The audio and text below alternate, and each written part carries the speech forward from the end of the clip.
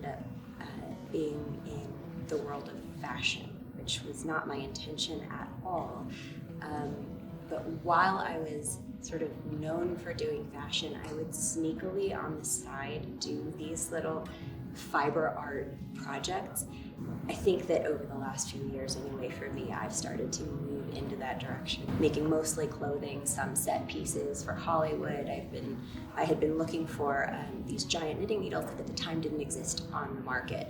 And I was about to have somebody make them for me, and right before I pulled the trigger, I went on to Etsy to see if maybe possibly somebody was finally making these knitting needles that I'd been looking for 10 years. And about a month earlier, this guy had opened a shop and not only had all of the needles that I had been looking for, but they were beautifully made. And that's sort of, I was either his first or one of his first customers buying those knitting needles, and it was his request for feedback on the needles that kind of got our relationship going. I still don't knit, and before that I had never made a knitting needle, but it was the result of another project that I was working on that I ended up making knitting needles, and very quickly ended up with the largest collection of giant knitting needles available anywhere in the world, and likely still is that. Yeah. But the biggest thing is that I met Emilie.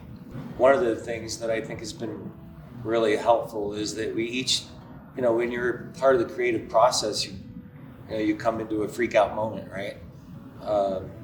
And we're there for each other in those freak out moments and allow each other to do our freak out, which getting it out of your system allows you to move forward. But the experience of, it's pretty intense to be making this kind of stuff. And yet there's always a feeling of whimsy. Like, you can't work on Goodnight Moon and not feel some whimsy. You can't, how seriously can you take yourself when you're making something like this? Although, not to diminish the value of the work, but we want to see people walk through this door, encounter this piece, be taken back to a point in their own life when life may have been more simple, when joy may have been easier to come by, and we see those two things on people's faces all the time because we have a camera up there. we get to watch this all day long and watch people come in, and we can hear them talking, and whimsy and joy. We want to spend as much time in those two places as we can, and this, I think, helps other people do that too. One thing I'll say about this area in general is that, and one of the things that drew us to this area is the amount of space and beauty that we can be surrounded by here. The strange thing about having so much space around us is that I feel as though we are more connected to the people around us. There's a larger thing at play here, and it is about we live in a part of the state that is aging, and there are a lot of challenges and opportunities that come with an unprecedented demographic shift like that. It's for the first time ever. There are more people over 60 than under 18.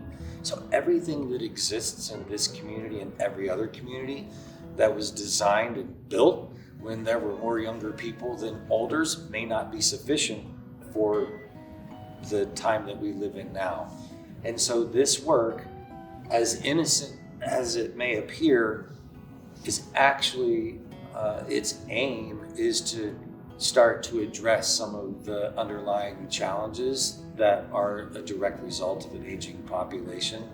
And I would say that the more artists we can attract into that space, I know that the happier I would be, because there's a lot of opportunity and a lot of work to be done.